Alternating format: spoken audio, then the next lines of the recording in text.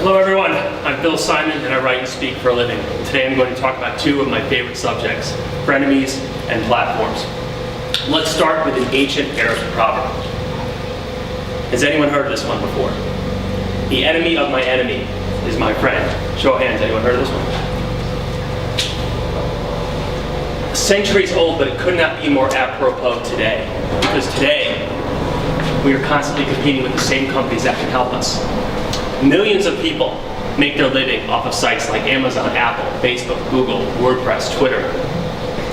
But these same partners, these same platforms can wind up hurting us and crushing us overnight. A few years ago, an entrepreneur by the name of Howard Lindzen started a little company called StockTwits. And he built his company on top of Twitter. He used the Twitter API to create the hashtag with a C. Now most people know the hashtag with an H.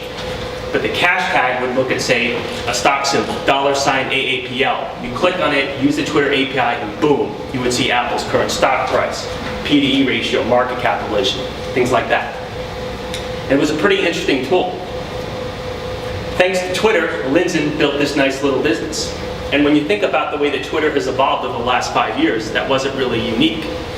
The early version of Twitter did ship with a retweet button. That came from people like you going, hey, isn't there an easy way to just retweet this? Boom, there it was. Or the hashtag. Jack, Biz, and Eb didn't conceive of that. They were smart enough to realize that they weren't that smart. They, in a way, outsourced a lot of the innovation to people like you. So they didn't conceive of these features, but they're iconic features today. So for Lindzen and StockTwits, all was going really well until it wasn't. One morning in July of 2012, Lindzen woke up to discover that the guys from Twitter thought that hashtags were a really good idea. Now some of you may know that Twitter bought TweetDeck for something like $40 million. Lindzen wasn't so lucky. There was no email to him saying we want to buy your company or we want to talk to you about some kind of partnership. The guys from Twitter just said, yeah, we're going to make the hashtag happen. That's unfortunate for Lindzen because in one fell swoop, his company was basically decimated because the guys from Twitter said, we're going to use this. And he wasn't too happy about it. They rendered his company effectively irrelevant.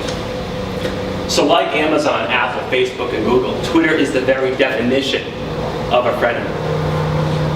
Without Twitter, Lindzen's company, StockTwits, never even could have existed, but that same company wound up crushing it. And within a few hours, poof, Twitter was a Dow. His company, gone.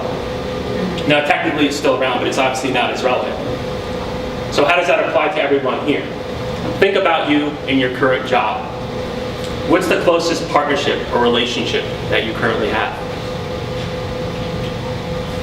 What person or company could you not live without?